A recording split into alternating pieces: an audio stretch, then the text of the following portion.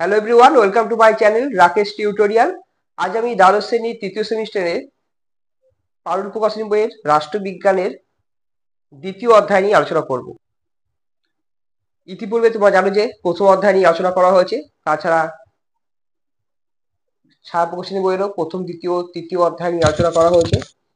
আজকের আলোচনার বিষয় হচ্ছে ইউনিট 2, আন্তর্জাতিক সংস্থা এবং প্রতিষ্ঠান সমূহ।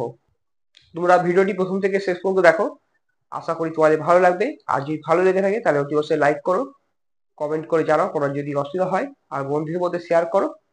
চ্যানেলে যদি নতুন হও তাহলে অতি অবশ্যই সাবস্ক্রাইব করো, আর যারা চ্যানেলটিকে আগে থেকে সাবস্ক্রাইব করে দিয়েছো তাদেরকে অসংখ্য ধন্যবাদ। তাহলে চলো শুরু করা যাক আজকের আলোচনা। ফার্স্ট কোশ্চেন দেখো, 1945 সালে রাষ্ট্রপুঞ্জ সনদে 51টি দেশ সই করেছিল। রাষ্ট্রপুঞ্জের প্রধান লক্ষ্য হলো আন্তর্জাতিক শান্তি ও নিরাপত্তা বজায় রাখা। পরের কোশ্চেন, সাধারণ পরিষদে প্রতিটি সদস্য রাষ্ট্রের এক ভোটাধিকার রয়েছে। সাধারণ সভা প্রতি বছর রাষ্ট্রপুঞ্জের বাজেট অনুমোদন করে। রাষ্ট্রপুঞ্জের সনদ সান ফ্রান্সিসকো সম্মেলনে খসড়া করা হয়েছিল। আন্তর্জাতিক বিচার আদালতের রায় সংশ্লিষ্ট বিবদমান রাষ্ট্রগুলির জন্য বাধ্যতামূলক। ইউনেস্কো বিশ্বব্যাপী শিক্ষা, বিজ্ঞান এবং সংস্কৃতি প্রচার করে। রাষ্ট্রপুঞ্জের মানবাধিকারের সর্বজনীন ঘোষণা 1948 খ্রিস্টাব্দে বা সালে গৃহীত হয়। মানবাধিকারের সর্বজনীন ঘোষণা 30টি অনুচ্ছেদ নিয়ে গঠিত। সাধারণ সভা প্রতি বছর সেপ্টেম্বর মাসে বৈঠক করে। পরে কোশ্চেন, রাষ্ট্রপুঞ্জের লক্ষ্য SDG 5 সমতা অর্জন করা। রাষ্ট্রপুঞ্জ সংঘাত প্রতিরোধ শান্তিরক্ষা মিশন পরিচালনা করে। WHO প্রতিষ্ঠিত হয়েছিল 1948 সালে। WHO মহামারী প্রতিরোধে গুরুত্বপূর্ণ ভূমিকা পালন করে।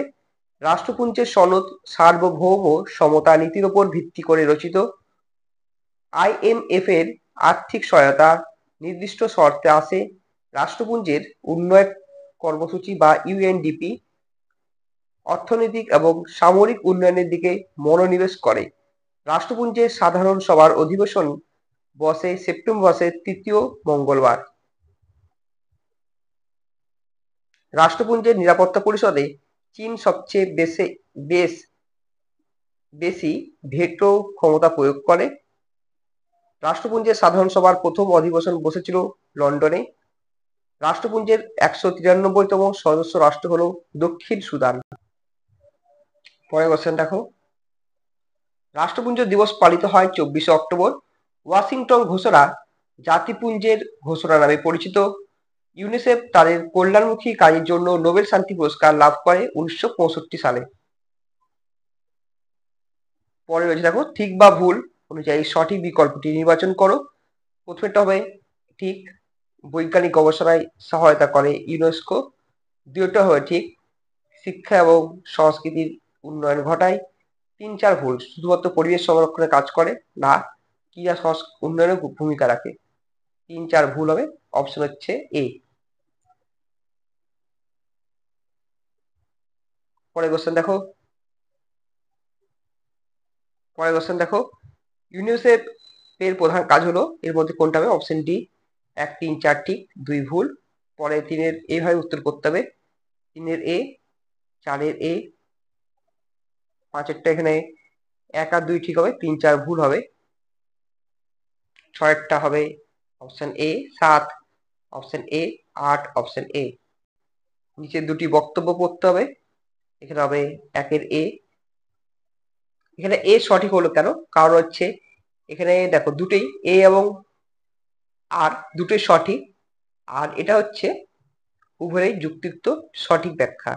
2-এর হবে সি, এভাবে তোমাদের করতে হবে। 3-এর সি, যেহেতু তোমাদের অনেক কটা অনুষ্ঠানই করেছি আর তোমাদের ব্যাখ্যাগুলো বলছি না। 4-এ, 5-এ, 6 সি, 7-এ, 8-এর সি, 9-এর এ, 10-এর সি, 11-এর সি, 12-এর সি হবে, মানে হচ্ছে এ সত্য কিন্তু আর মিথ্যা। মানে আমরা ভালো করে দেখে রাখলো।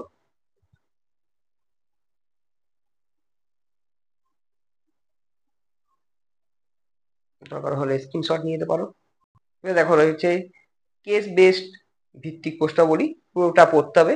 ইউনেস্কো রাষ্ট্রপুঞ্জের একটি বিশেষ সাহিত্য সংস্থা, শিক্ষা, বিজ্ঞান এবং সাংস্কৃতিক বা সংস্কৃতির মাধ্যমে আন্তর্জাতিক সহযোগিতা প্রচারের জন্য প্রতিষ্ঠিত হয়। এটি শান্তি প্রতিষ্ঠা এবং স্থিতিশীল উন্নয়ন প্রচারের জন্য শিক্ষা ব্যবস্থার উন্নয়ন, সাংস্কৃতিক ঐতিহ্য সংরক্ষণ এবং মত প্রকাশের স্বাধীনতা প্রচার কাজ করে।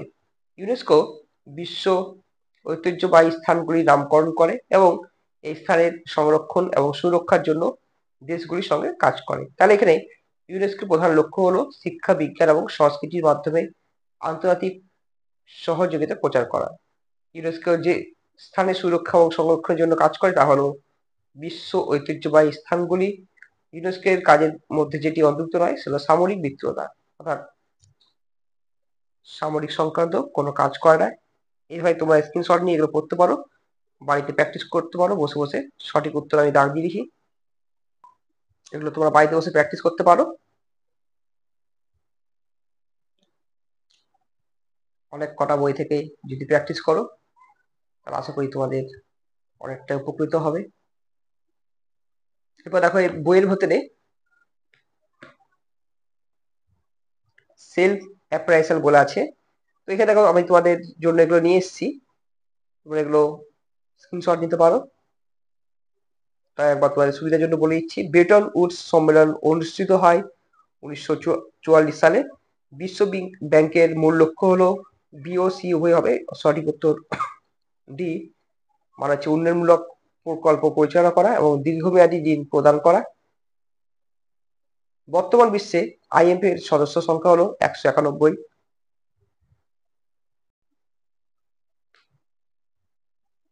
পরের কোশ্চেন দেখো,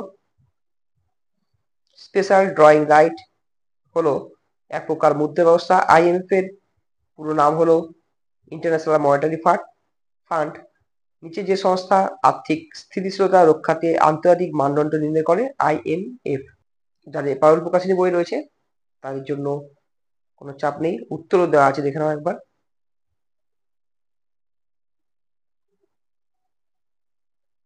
উত্তর বলা রয়েছে 4টি কোশ্চেন, এখানে মোট 6টি কোশ্চেন রয়েছে। 6টি কোশ্চেন বেশ খুব ইম্পর্টেন্ট কোশ্চেন রয়েছে। এই 6টি কোশ্চেন যাদের পারুল প্রকাশনী বই আছে তাদের কোনো চাপ নেই, এগুলো খুব ইজিলি পেয়ে যাবে তোমরা। পরের পেজে রয়েছে।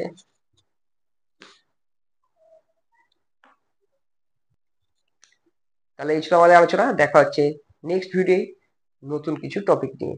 আর তোমরা যারা চ্যানেলটি এখনো সাবস্ক্রাইব করোনি তাহলে অতি অবশ্যই সাবস্ক্রাইব করো। আর যদি কোনো প্রশ্নের মধ্যে ভুল উত্তর থাকে অথবা যদি কোনো প্রবলেম হয় তাহলে অতি অবশ্যই কমেন্ট করে জানাবে।